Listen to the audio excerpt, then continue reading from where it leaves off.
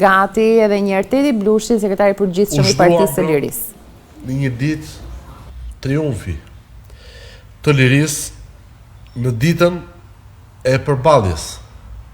me narkodiktaturën e Edi Ramës, që ka humbur çdo legitimitet shtetëror, politik dhe njerëzor, duke u identifikuar qartë dhe duke u diskredituar edhe para gjithë botës si një regjim policor i inkriminuar dhe kleptokratik, armik i egër i lirive, i të drejtave dhe dignitetit njerëzor, por edhe i pluralizmit politik dhe demokracisë. Mira shqiptar nga Tirana dhe nga mbar vendi u ngritën brëm në këmbë, me guxim dhe kuraj për të shpallur fundin e një regjimi të kalbur që mbahet sot në këmbë vetëm nga krimi dhe terrori shtetëror policor. Mirënjohje të thellë për çdo qytetar që i dha mbrëm një goditje të fortë pushtetit të degraduar të Edi Ramës, duke dëshmuar se ky popull nuk mund të pranoj kur si normalitet korrupsionin, vjedhjen, varfërinë, dhunën, padrejtësinë dhe mashtrimin e përditshëm me propagandën e mediave të blera me parat e inceneratorëve. Shqiptarët dëshmuan mbrëm edhe një herë se janë gati për çdo sakrificë dhe për të paguar çdo çmim për lirinë, për të çliruar Shqipërinë nga një organizatë kriminale që me korrupsionin dhe inkriminimin e saj ka bllokuar jo vetëm integrimin evropian të vendit, por ka marrë peng edhe të ardhmen e Shqipërisë.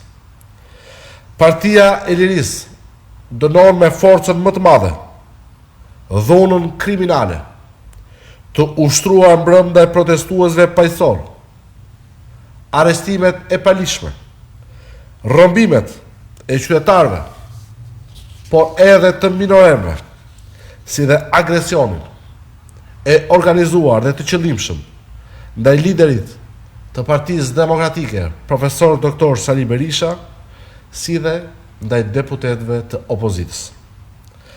Mediat më prestigjioze botërore kanë përcjell masivisht situatën shumë të rëndë që ndodhi dje në protest, kanë pasqyruar aktet kriminale të një narkodiktature që ka hyrë tani më në fazën e saj më të errët, ku ligji është zëvendësuar nga dhuna, ndërsa shteti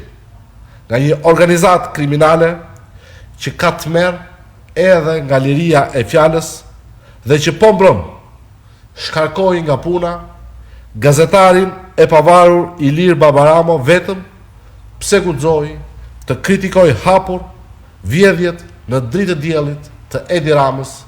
të Belinda Ballukut dhe të gjithë qeverisë. Ky terror i hapur shtetëror është prova më e qartë e panikut që ka pushtuar Edi Ramën dhe të gjithë klikën e kusarve pranë tij. Një pushtet që trembet nga qytetarët e vet dhe nga fjala e lirë, është një pushtet i rrëzuar, destinacioni i cilit është vetëm fundi dhe shkërmoqja në këmbët e sovranit. Mira shqiptarë nga bar vendi dëshmuan dje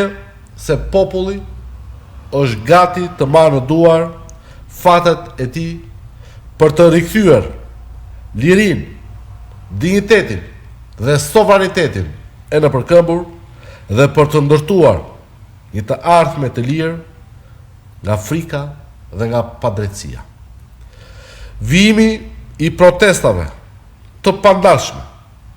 dhe përballjes me çdo formë demokratike me narkoregjimin është një domosdoshmëri jetike për të ardhmen europiane të Shqipërisë, e cila është marrë peng nga Edi Rama dhe nga struktura kriminale e ndërtuar për ti, që ka kapur sot përfyti të gjithë shtetin, që ka deformuar vullnetin e qytetarëve dhe që vijon të mbaj pushtetin përmes dhunës, korrupsionit, frikës dhe propagandës së gënjeshtër.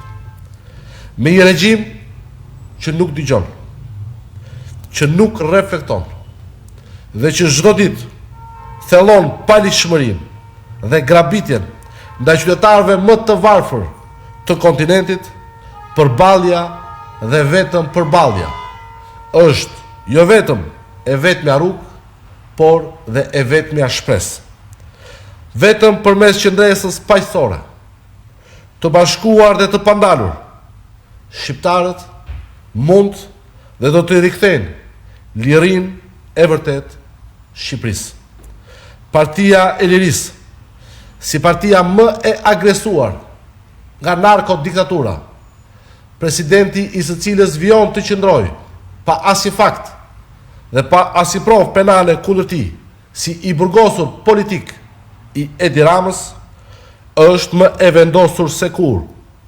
për çdo sakrificë dhe për të paguar çdo çmim, derisa t'i shkurtoj jo ditët, por orët e mbetura këtij pushteti të ngritur mbi krimin,